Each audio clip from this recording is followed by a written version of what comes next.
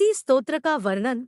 ब्राह्मणों ने कहा, गुरुदेव, हमने आपके मुख से तुलसी के पत्र और पुष्प का शुभ महात्म्य सुना, जो भगवान श्री विष्णु को बहुत ही प्रिय है। अब हम लोग तुलसी के पुण्यमय स्तोत्र का श्रवण करना चाहते हैं। व्यास जी बोले, ब्राह्मणों, पहले स्कंद पुराण में जो कुछ बतला आया हूँ वही यहाँ कहता हूँ। शतानंद मुनि के शिष्य कठोर व्रत का पालन करने वाले थे। उन सबने एक दिन अपने गुरु को प्रणाम करके परम पुण्य और हित की बात पूछी। शिष्यों ने कहा, नाथ, ब्रह्मवेत्ताओं में श्रेष्ठ, आपने पूर्व काल में ब्रह्मा जी के मुख से तुलसी जी के जिस स्तोत्र का श्रवण किया था उसको हम आपसे सुनना चाहते हैं। शतानंद जी बोले, शिष्यगण, तुलसी का नामोच्चारण करने पर असुरों का दर्प दलन करने वाले भगवान श्री विष्णु प्रसन्न होते हैं। मनुष्य के पाप नष्ट हो जाते हैं तथा उसे अक्षय पुण्य की प्राप्ति होती है। जिसके दर्शन मात्र से करोड़ों गोदान का फल होता है, उस तुलसी का पूजन और वंदन लोग क्यों न करें। कलयुग के संसार में वे मनुष्य धन्य हैं जिनके घर में शालग्राम शिला का पूजन संपन्न करने के लिए प्रतिदिन तुलसी का वृक्ष भूतल पर लहलहाता रहता है। जो कलयुग में भगवान श्री कृष्ण की पूजा के लिए पृथ्वी पर तुलसी का वृक्ष लगाते हैं, उन पर यदि यमराज अपने किंकरों से रुष्ट हो जाए तो भी वे उनका क्या कर सकते हैं। तुलसी, तुम अमृत उत्पन्न हो और केशव को सदा ही प्रिय हो कल्याणी। मैं भगवान की पूजा के लिए तुम्हारे पत्तों को चुनता हूँ। तुम मेरे लिए वरदायिनी बनो। तुम्हारे श्रीअंगों से उत्पन्न होने वाले पत्रों और मंजरियों द्वारा मैं सदा ही जिस प्रकार श्रीहरि का पूजन कर सकूं, वैसा उपाय करो।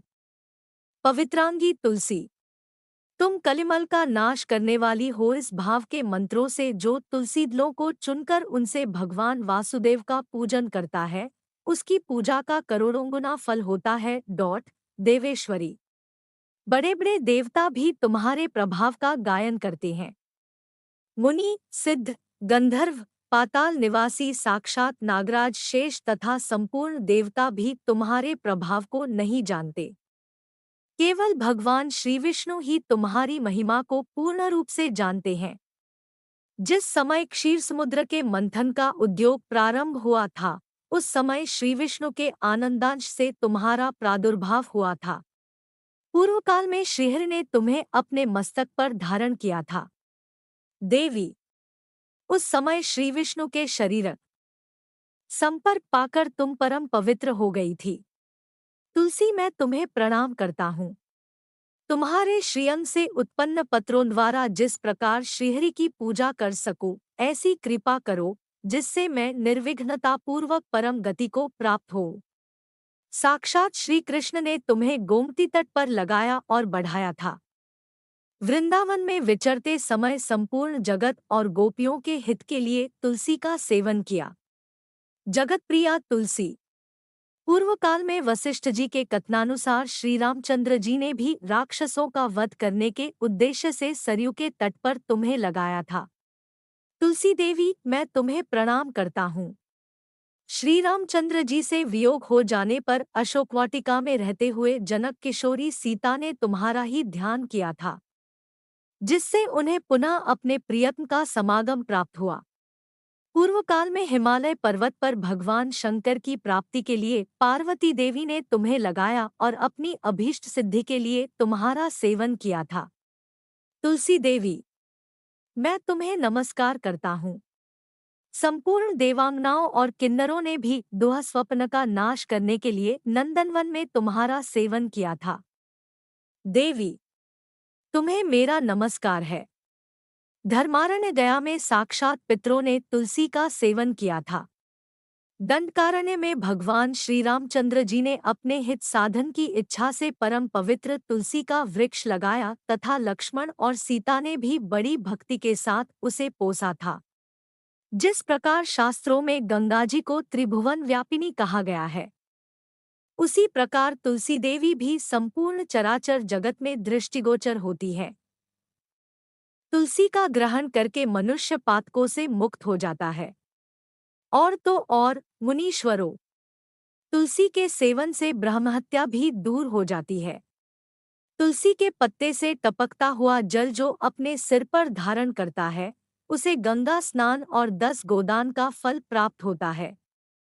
देवी, मुझ पर प्रसन्न हो। देवेश्वरी, हरिप्रिये, मुझ पर प्रसन्न हो जाओ। क्षीरसागर के मंथन से प्रकट हुई तुलसी देवी, मैं तुम्हें प्रणाम करता हूँ। द्वादशी की रात्रि में जागरण करके जो इस तुलसी स्तोत्र का पाठ करता है, भगवान श्री विष्णु उसके 32 अपराध क्षमा करते हैं। बाल्यावस्था, कुमारावस्था, जवानी और बुढ़ापे में जितने पाप किए होते हैं, वे सब तुलसी स्तोत्र के पाठ से नष्ट हो जाते हैं। तुलसी के स्तोत्र से संतुष्ट होकर भगवान सुख और अभ्युदय प्रदान करते हैं।